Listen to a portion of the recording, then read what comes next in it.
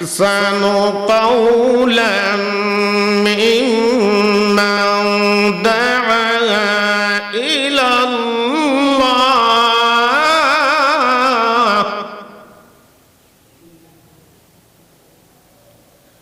ওই ব্যক্তির কথার চেয়ে আর কার কথাটা উত্তম হতে পারে যে বলে قولا ممن دعا إلى الله وعمل صالحا।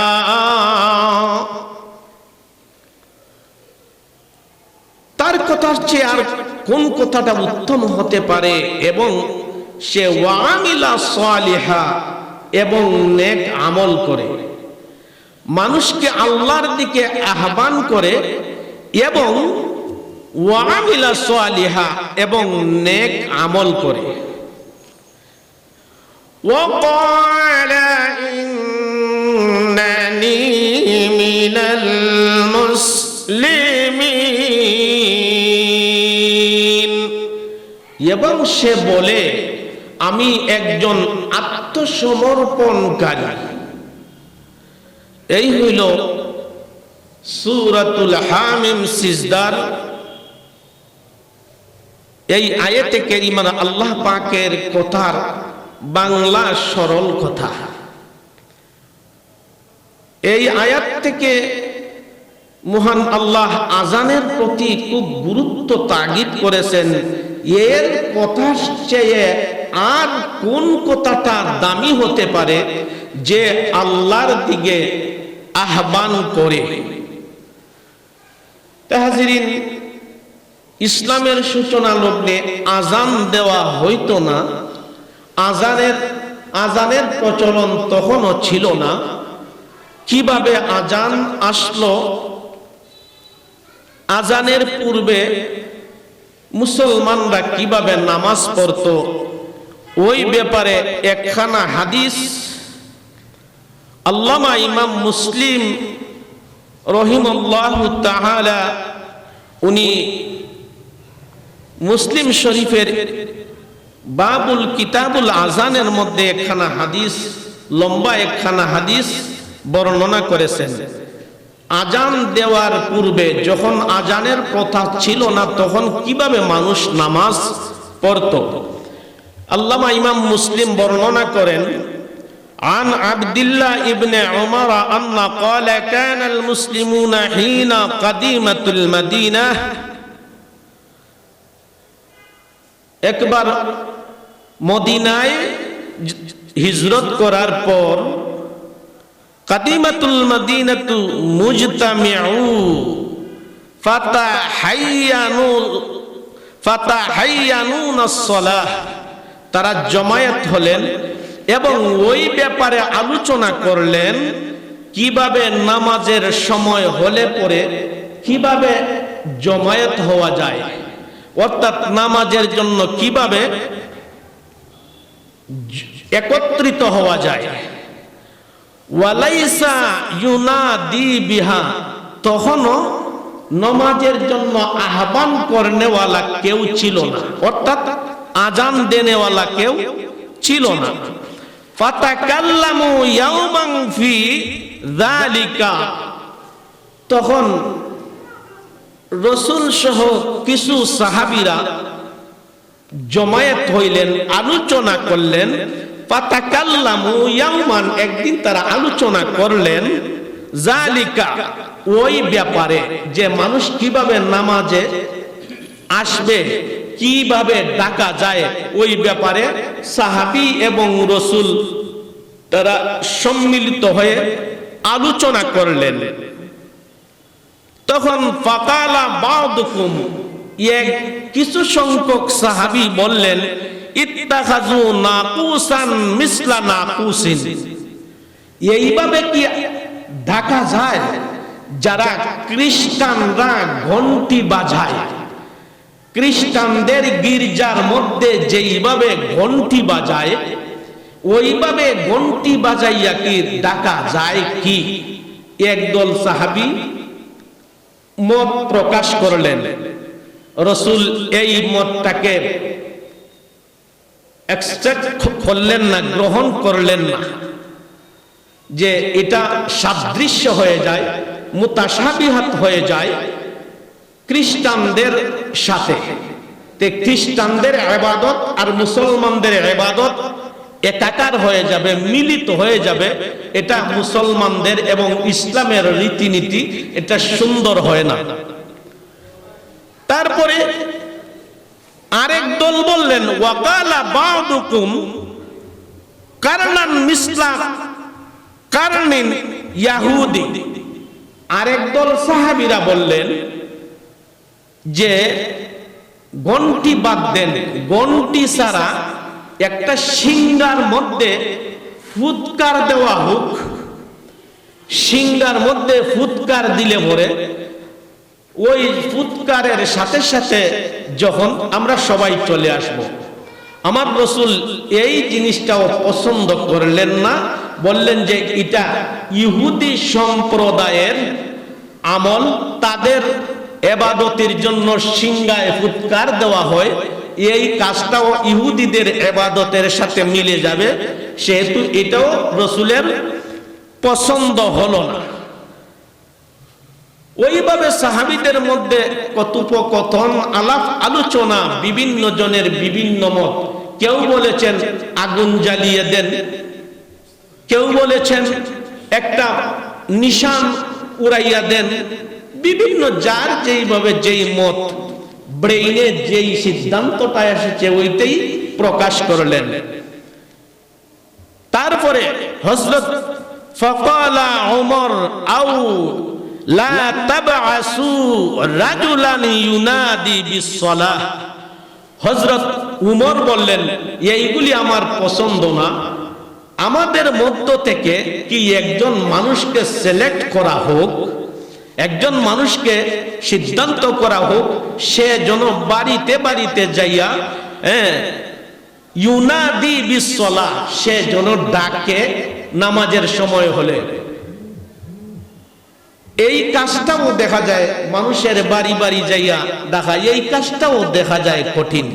তবে এই কাজটা অন্যান্য সিদ্ধান্তর চেয়ে, অন্যান্য পরামর্শের চেয়ে এই কাজটা সুন্দর বলে বিবেচিত হলো। রাসূল বললেন, ঠিক আছে, কুম ইয়া বিলাল, হে বিলাল তুমি দাঁড়াও, তুমি ফানাদা বিসসালাহ, বিলাল তুমি মানুষের যখন নামাজের ওয়াক্ত হবে তখন তুমি মানুষের বাড়িতে বাড়িতে যাইয়া ডাক দিবা যে আসসালাহ আসসালাহ, নামাজের দিকে আসো। এই হলো মুসলিম শরীফের হাদিস দ্বারা এই কথাটুকুন প্রমাণ হয়। যখন আজান হয় না, আজান তখন মুসলমানদের রীতি ছিল না। এর আগে কিভাবে নামাজে আসতো, কত কষ্ট করে মানুষ আসতো, চিন্তা করেন। সম্মানিত হাজিরিন, এই একটা হাদিস শরীফ থেকে আমরা আজানের পূর্বে, আজানের ইসলামের পূর্বে, যে ইসলামের সূচনা লগ্নে বা প্রাথমিক যুগে নামাজ কিভাবে পড়া হইতো একটু মোটামুটি আমরা জানলাম। এখন আমরা একটু জানবো আজানটা আমরা কিভাবে পাইলাম, আজানটা কিভাবে সূচনা হলো। আজানের সূচনা, আজানের গুরুত্ব এবং আজানের ভিতরে জ্ঞানীতিক কিছু, গণিতিক কিছু রহস্যজনক তত্ত্ব আপনাদের সামনে আমি তুলে ধরার চেষ্টা করতেছি। সম্মানিত হাজিরিন, ওই হাদিস থেকে আমরা জানলাম তারা আজানের পূর্বে কিভাবে আসতো। এখন আজানটা কিভাবে সূচনা হয়, ওই সাহাবীর নাম হলো হযরত আব্দুল্লাহ ইবনে যায়েদ। ওই সাহাবী মুহাম্মদ উনার ছেলে বর্ণনা করতেছেন। ওই সাহাবী একদিন রাত্রে স্বপ্নে দেখতেছেন। ওই এর আগের হাদিস দিয়ে এরা আলাপ আলোচনা করেছেন। ওই রাত্রেই ওই সাহাবী স্বপ্নে দেখতেছেন একজন মানুষ একটা ঘন্টা ওইভাবে বাজাইতে বাজাইতে উনার সামনে দিয়া যাইতেছেন। তখন ওই আব্দুল্লাহ ইবনে যায়েদ উনি বলেন, হে ভাই, এই ঘন্টিটা আপনি আমার কাছে বিক্রি করেন। ওই লোকটা জিজ্ঞাসা করলো, আপনি এই ঘন্টিটা কিনে আমার কাছ থেকে আপনি এই ঘন্টিটা কিনে আপনি কি করবেন? বুঝি এটা ইউনাদা বিসসালাহ, আমি মুসলমানদেরকে নামাজের জন্য ডাকবো। তখন ওই লোক জবাব দিলেন যে এই ঘন্টি বাজানোর চেয়ে যদি আপনাকে আমি এর চেয়ে উত্তম কোন পন্থা যদি আমি বলে দেই তাইলে আপনি গ্রহণ করবেন কি? ওই যে তাইলে তো ভালো হয়, এর চেয়ে উত্তম পন্থাটা কি বা উত্তম কথাটা কি? সম্মানিত হাজিরিন, একটু খেয়াল করেন। এখন উনি বলেন, ওই হযরত আব্দুল্লাহ ইবনে যায়েদকে উনি বলেন যে আপনি এই বলে শুরু করবেন। যে কি বলে? উনি শুরু করলেন আযান, আল্লাহু আকবার, আল্লাহু আকবার।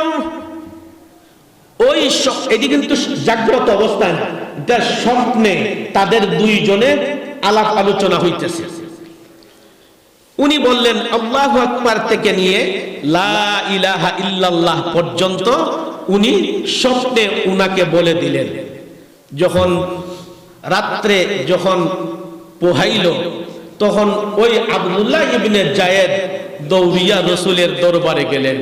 ইয়া রাসূলুল্লাহ, ইয়া হাবিবাল্লাহ, আমি আজকে রাত্রে এইভাবে মানুষকে, আপনারা যে গতদিন আজান মানুষকে নামাজের জন্য জমায়েত করার যেই অবস্থায় যেই বিষয়টা নিয়ে আলাপ আলোচনা করছিলেন, সেই বিষয়টায় আমি আজকে স্বপ্নে দেখলাম একজনের কাছে। উনি উনার স্বপ্নের বৃত্তান্ত উনি রাসূলের কাছে বললেন। তখন আমার রাসূল বলেন, হক, এটাই সত্য, এটাই সত্য। তুমি যাও বেলালকে ওই বাণীগুলি শিক্ষা দেও, বেলালকে ওই কথাগুলি শিক্ষা দেও। ওই যায়েদ ইবনে আব্দুল্লাহ উনি বেলালকে ওই কথাগুলি শিক্ষা দিলেন। যায়েদ ইবনে আব্দুল্লাহ বলেন, ইয়া রাসূলুল্লাহ, আমি দিলে কেমন হয়? বুঝি না, তুমি না, বেলালের আওয়াজটা একটু উচ্চ, একটু চওড়া আওয়াজ। এখানে শরীয়তের একটি মাসালা হলো, যিনি মুয়াজ্জিন হবেন, যিনি নেদা হবেন, মুনাদা হবেন, উনার আওয়াজটা একটু উচ্চ সুউচ্চ হলে ভালো হয়। সেই জন্য আমার রাসূল বলেছেন বেলালের আওয়াজ যখন আজান দেয় তখন আওয়াজটা একটু দূরে যায়, তুমি ওই কথাগুলি বিলালকে শিক্ষা দাও। আব্দুল্লাহ ইবনে যায়েদ উনি শিক্ষা দিলেন। তখন ওই কথাটা হযরত উমর রাদিয়াল্লাহু তাআলা আনহু হুজরাত থেকে শুনলেন। উনি শোনার সাথে সাথে উনি চাদরটাকে ওইভাবে কিছু গায়ে দিছেন, কিছু হেসরাইয়া মাটিতে হেসরাইয়া আসতে লাগলো। তখন হযরত উমর রাদিয়াল্লাহু তাআলা আনহু রাসূলের দরবারে আসিয়া বলেন, ইয়া রাসূলুল্লাহ, ওই আব্দুল্লাহ ইবনে যায়েদ যেইভাবে স্বপ্নে দেখেছে আমিও ঠিক সেম ওইভাবেই স্বপ্নে দেখেছি। আমাকে একজন ওইভাবে আজানের ধ্বনিগুলি শিক্ষা দিতেছেন। ইয়া রাসূলুল্লাহ, আল্লাহে আল্লাহে আল্লাহে, উনি তিনবার খুদার কসম করে বললেন যে আমি খুদার কসম করে বলি যে এইভাবে আমার ভাই যেইভাবে দেখেছে স্বপ্নে, ঠিক আমিও ওইভাবেই স্বপ্নে দেখেছি। তাইলে আজানের যেই প্রবর্তন প্রচলন দুইজন, একজন হলেন হযরত উমর আর একজন হলেন আব্দুল্লাহ ইবনে যায়েদ। উনি আব্দুল্লাহ ইবনে যায়েদ আগে রাসূলের দরবারে যাইয়া ওই সংবাদটা পৌঁছাই দিলেন। শুরু হয়ে গেল আজানের প্রচলন। বিলাল আজান দিলেন, টাইম মতো আজান হয়ে যায়, মানুষ ওই কান থেকেই আজান শুরু হয়, আর মানুষ আজান শুনে মানুষরা মসজিদে নববীতে আসে। এখন কিছু মাসালা এখানে আমার জানার দরকার, বলার প্রয়োজন। সম্মানিত হাজিরিন, আজান দিলে, আমি একখানা হাদিস খুতবার মুকদ্দমায় তেলাওয়াত করেছি, আজান দিলে যারা আমরা শুনি আমাদের কি কর্তব্য এবং কি দায়িত্ব। ওয়াকালা আলাইহিস সালাতু ওয়াসসালাম মান সামিআন নিদা, যিনি নেদা, হাদিস শরীফ দ্বারা নেদা বলা হয়েছে আজানকে, আহবান, নেদা শব্দের অর্থ হলো ডাকা, আহবান করনেওয়ালা নিদা, আর যিনি ডাকেন উনাকে বলা হয় মুনাদা। নেদা আহবান, ডাকতেছেন আহবান। আমার আল্লাহ রাব্বুল আলামিন বলেছেন ওয়ামান আহসানু কাওলাম মিম্মান দাআ, এর চেয়ে আর কোন কথাটা উত্তম হতে পারে যার কথাটা ইলাল্লাহ, আল্লাহর দিকে হয়। রাসূল বলেন, দেখেন, মান সামিআন নিদা, যারা এই নেদাটা শুনে, অর্থাৎ আজানের শব্দ শুনে, তখন তার কর্তব্য কি, ফালাম ইউজিবুহু ফালা সালাতা লাহু ইল্লা মিন উযরিন, ওই লোকটা, অন্যান্য হাদিসে আরো বিভিন্ন ব্যাখ্যা বিশ্লেষণ আছে, ওই হাদিস শরীফের মধ্যে রাসূল বলেছেন যে মুনাদার আহবান, অর্থাৎ আজানের আহ্বান শোনার সাথে সাথে যার কর্তব্য হলো কি করা, নমাজের জামাতের সহিত নামাজ পড়া। যদি উনি ওই কাজ করেন না, ফালা সালাতা লাহু, তার নামাজ হবে না, ইল্লা উযরিন, কোন উযর যদি না থাকে। উযর কি, এই কথা এই হাদিসগুলির কথা কালামের কিছু ব্যাখ্যা বিশ্লেষণ আছে।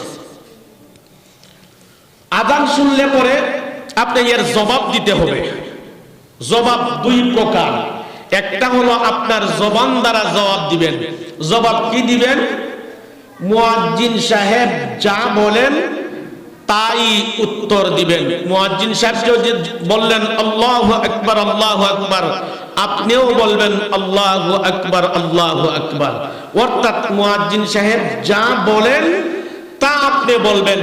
কিছু কিছু জায়গায় ব্যতিক্রম, যেমন যখন মুয়াজ্জিন সাহেব বলবেন হাইয়া আলাস সালাহ, তখন আমরা পড়ি লা হাওলা ওয়ালা কুওয়াতা ইল্লা বিল্লাহ, হাইয়া আলাল ফালাহ, লা হাওলা ওয়ালা কুওয়াতা ইল্লা বিল্লাহ। ওই জবাব আমরা দিব। তখন এই জবাব হলো দুই প্রকার, এক প্রকার হলো মুখে জবাব দেওয়া, আরেক প্রকার এই জবাব স্বীকৃতি দিয়ে এর বাস্তব আমল করা। বাস্তব আমল কি, আজান, আপনারা বলেন তো আজান কি জন্য দেওয়া হয়? নামাজের জন্য দেওয়া হয়, ঠিক না? আজান দেওয়া হয় নামাজের জন্য। এখন আপনি দুনিয়ার একটা এক্সাম্পল দেই, আপনার ছেলেকে আপনি ডাক দিলেন, নেদা করলেন, অর্থাৎ ডাকলেন, ও আমার ছেলে আব্দুল করিম। সে জবাব দিল জি বাবা। সে তার জায়গাত, আপনি আপনার জায়গাত। সে জবাব দিছে মুখে, কিন্তু আপনি কি জন্য ডাকলেন, বাস্তবের কাজটা না করলে তার জবাব দেওয়ার কি পূর্ণতা হবে? আপনি কি জন্য ডাকলেন, ওই কাজটা যখন সম্পূর্ণ সে সম্পূর্ণ করবে, তখন বোঝা গেল আপনার ডাকে সাড়া দেওয়ার সফলতা আসলো, নতুবা সফলতা আসলো না। সম্মানিত হাজিরিন, এই আজানের ব্যাপারে কত ফজিলত, কত গুরুত্ব কোরআন হাদিস শরীফ দ্বারা এবং কোরআনের ওই আয়াত, যে আয়াত তেলাওয়াত করেছি সূরাতুল হামুম সিজদার, ওই আয়াতকে ব্যাখ্যা করেছেন আরেকটি আয়াত দ্বারা। মহান আল্লাহ রাব্বুল আলামিন বলেন, ইয়া আইয়ুহাল্লাযীনা আমানু ইয়া আইয়ুহাল্লাযীনা আমানু ইযা নুদিয়া লিস-সালাহ। এই আয়াতের মধ্যে আযানকে মুরাদ করা হয়েছে। তে কোরআন এবং হাদিস দিয়ে আযানের গুরুত্ব, আযানের জবাব দেওয়া প্রত্যেকটা নরনারীর জন্য কর্তব্য। যেইভাবে মুখে জবাব দেওয়া, তেমন বাস্তবে এর আমলে পরিণত করাইয়া দেখাও আমাদের জন্য অপরিহার্য। হাজিরিন, শুরুতে বলেছিলাম আযানের মধ্যে দেখেন কিছু জ্ঞানীতিক কিছু তত্ত্ব আপনি আমি জানি। জ্ঞানীতিক কি বিষয়ে দেখেন, আযান শুরু হয় কোন শব্দ দিয়া? আল্লাহু আকবার। শেষ হয় আল্লাহু আকবার দিয়া, অর্থাৎ লা ইলাহা ইল্লাল্লাহ। আল্লাহ শেষ শব্দটাও আল্লাহ, শুরু হয় আল্লাহ, শেষ হয় আল্লাহর লফজে আল্লাহর শব্দ দিয়া। এখান থেকে মুরাদ হলো মানুষের জীবনের সূচনা থেকে অস্তিত্ববিহীন থেকে শুরু করে অস্তিত্বহীন থেকে শুরু করে অস্তিত্ব হওয়ার পরে এমনকি শেষ পর্যন্ত, শেষ ঠিকানা পর্যন্ত মহান আল্লাহর হুয়াল আউয়ালু ওয়াল আখির। মহান আল্লাহ শুরু থেকে শেষ পর্যন্ত অবশ্যই অবশ্যই একজন মানুষের প্রয়োজন। সেই জন্য আযান শুরু হয় ইসমে জাতের, ইসমে জালালির শব্দ আল্লাহু আকবার দিয়া, শেষ হয় আল্লাহু আকবার দিয়া। সম্মানিত হাজিরিন, আযান শব্দটি কোরআন শরীফের মধ্যে আযান, এই শব্দটি কোরআন শরীফের মধ্যে এসেছে গোটা 30 পারা কোরআন শরীফের মধ্যে এসেছে 5 বার। কোরআন শরীফের মধ্যে আযান শব্দটি এসেছে কয়বার? 5 বার। মানুষের দৈনন্দিন জীবনে কয় ওয়াক্ত নামাজ পড়া ফরজ? সম্মানিত হাজিরিন, দেখেন গণিতিক কিছু রহস্যজনক কথা মহান আল্লাহ রাব্বুল আলামিন এই আযানের মধ্যে কত সুন্দরভাবে, এইগুলি আমরা একটু চিন্তা করলেই আমাদের এই বিবেক আরো বেশি প্রশস্ত হয়ে যাবে, আরো উন্মোচিত হয়ে যাবে। গোটা 30 পারা কোরআনের মধ্যে আযান শব্দটি এসেছে 5 বার। মানুষের দৈনন্দিন 5 ওয়াক্ত নামাজ পড়ার জন্য তাগিদ এসেছে। আসুন হাজিরিন, আরেকটু যদি সামনে বাড়ি, আযানের মধ্যে, গোটা আযানের মধ্যে আল্লাহু আকবার থেকে নিয়ে লা ইলাহা ইল্লাল্লাহ পর্যন্ত গোটা আযানের মধ্যে 50টি কালিমা, 50টি শব্দ, 50টি ওয়ার্ড গোটা আযানের মধ্যে। আপনারা যারা যদি পারেন একটু গবেষণা করবেন, একটু দেখবেন গোটা কোরআন, গোটা আযানের মধ্যে কতটি শব্দ?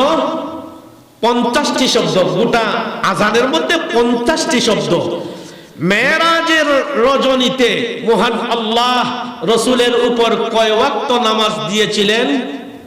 জি, 50 ওয়াক্ত। দেখেন কি গণিতিক, কি মিল দেখেন। গোটা আযানের মধ্যে 50টি শব্দ রয়েছে, কালিমা রয়েছে, ওয়ার্ড রয়েছে।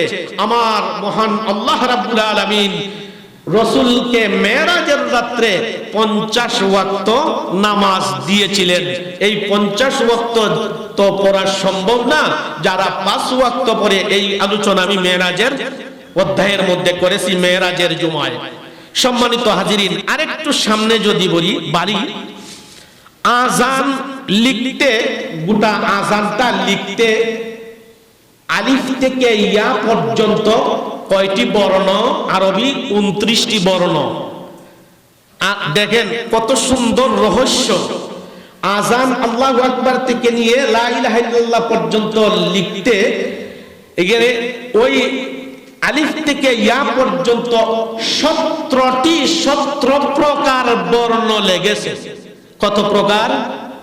17 প্রকার বর্ণ লেগেছে, অর্থাৎ অক্ষর আজানটা লিখতে 17 প্রকার বর্ণ লেখা হয়েছে। 17 প্রকার বর্ণ লেখা হয়েছে, এর থেকে মিনিং আমরা শিক্ষা গ্রহণ করতে পারি। ফজর, জোহর, আসর, মাগরিব, এশা, এই 5 ওয়াক্ত কত রাকাত নামাজ ফরজ? 17 রাকাত নামাজ ফরজ। দেখেন কি সুন্দর চমৎকার আজানের মধ্যে আক্ষরিক ভাবে গণিতিক সংখ্যা দিয়া মিল রহস্য এর মধ্যে রয়েছে।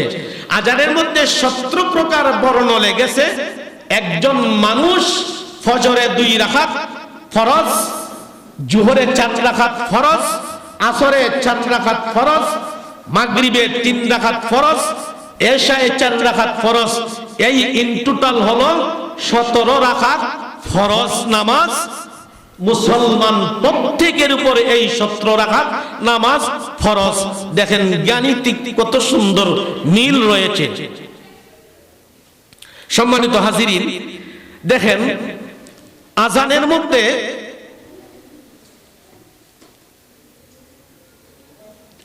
মধ্যে যে আলিফ শব্দটি, আলিফ অক্ষরটি, আজানের মধ্যে সবচেয়ে ব্যবহৃত শব্দ হইল আল্লাহ। আলিফ লাম লাম হা কয়টি লেগেছে? আজান শব্দ দিতে আল্লাহ, এই শব্দটি বেশি ব্যবহৃত হয়েছে। এই বর্ণটা, এই শব্দটি লিখতে কয়টি বর্ণ লেগেছে? 4টি। দেখেন মানুষ গাণিতিক সংখ্যা দিয়া মানুষ সৃষ্টি করতে, মানুষকে তৈরি করতে 4টি উপাদান লেগেছে। আব, আতশ, খাক, বাত, মাটি, পানি, হাওয়া, আগুন। এই 4টি বিষয়ে লেগেছে মানুষকে তৈরি করতে। আজানের আল্লাহ শব্দটা দেখেন, এই আল্লাহ শব্দের ব্যাখ্যা বিশ্লেষণ যদি করেন কোরআন থেকে বহুত করা যাবে। যেমন দেখেন আল্লাহ শব্দ দেয়া, আল্লাহু লা ইলাহা ইল্লাহু, আল্লাহ শব্দের আলিফ বাদ দেন, লাম দিয়ে শুরু করেন, লিল্লাহি মা ফিস সামাওয়াতি ওয়াল আরদ, এই প্রথম লাম বাদ দেন, লাহু মাওয়াতি ওয়াল আরদ, দ্বিতীয় লাম বাদ দেন, হা দিয়ে শুরু করেন, হুয়াল্লাহুল্লাযী লা ইলাহা ইল্লাহু। এই ব্যাখ্যা বিশ্লেষণ অনেক লম্বা। সম্মানিত হাজিরিন, এই আল্লাহ শব্দের মধ্যে আলিফ অক্ষরটি সম্পূর্ণ এই আজানের মধ্যে দেখেন আলিফ এসেছে 47 বার, লাম অক্ষরটি এসেছে 45 বার। কত হইল হাজিরিন? 47 আর 45, জি 92। আর হা শব্দটি এসেছে 20 বার। কত হইল? 112। আপনি কোরআন শরীফ মেলাইবেন, কোরআন শরীফ খুলবেন, খুলার পরে আপনি 112 নম্বর সূরাটা, সূরাতুল ইখলাস, আল্লাহর তাওহীদ, আল্লাহর অস্তিত্ব, আল্লাহর যেই সমস্ত মূল তাওহীদের যে মূল মগজ পূর্ণ কথা, এই সূরার মধ্যে মহান আল্লাহ এমন ভাবে প্যাকেট করে রাখছেন। আপনি যখন গুগলও যদি চার্জ দেন, নেটেও যদি চার্জ দেন, অথবা কোরআন শরীফের এই কথাগুলি, এই সূরাটুকুন যদি আপনার নাম্বারিং ভাবে মিলান, 112 নম্বর সূরাটা সূরাতুল ইখলাস। আর সূরাতুল ইখলাসের মধ্যে মহান আল্লাহ পাকের জাত সিফত সব সুন্দরভাবে ডিটেইলস ওই সূরার মধ্যে মহান আল্লাহ রাব্বুল আলামিন বর্ণনা করে দিয়ে রেখেছেন। হাজিরিন, আজান শুনলে পরে 1 নম্বর হলো আপনার আমার কর্তব্য এবং দায়িত্ব আজানের জবাব মুখে দেওয়া। কিন্তু আমরা তো এই ব্যাপারে যদি দুই একটি কথা বলি, সম্পূর্ণ বিপরীত। আজান হচ্ছে দুনিয়ার গল্প গুজব, রং তামাশায়, রঙ্গে ঢঙ্গে মত্ত হয়ে রয়েছি, কিন্তু আজান হচ্ছে আল্লাহ পাকের নামে, আল্লাহ পাকের নাম স্মরণ করিয়ে দেওয়া হচ্ছে। এক উচিত কর্তব্য, আজান চলাকালীন অবস্থায় কোনো প্রকারের কথাবার্তা বলা যাবে না, মুখে জবাব দিতে হবে এবং প্র্যাকটিক্যাল যেই কারণে যেই উদ্দেশ্যে আজান দেওয়া হয় সেটাই পূর্বে বলেছি। একমাত্র উদ্দেশ্য কি? আজান দেওয়ার উদ্দেশ্য কি? মানুষকে নামাজের দিকে আহ্বান করা। মুখে যেইভাবে উচ্চারণ করে জবাব দিবেন, ঠিক আপনার আমার প্রত্যেকের দায়িত্ব এবং কর্তব্য আজান শুনে মসজিদে আসা। মহান আল্লাহ রাব্বুল আলামিন আজকের আলোচনা থেকে যা শুনলাম, আল্লাহ পাক আপনি আমাকে সবাইকে আমল করার মতন তৌফিক টুকুন দান করতেন। আমরা সকলে পড়ি আমিন। ওয়া আখিরু দাওয়ানা আলহামদুলিল্লাহি রাব্বিল আলামিন।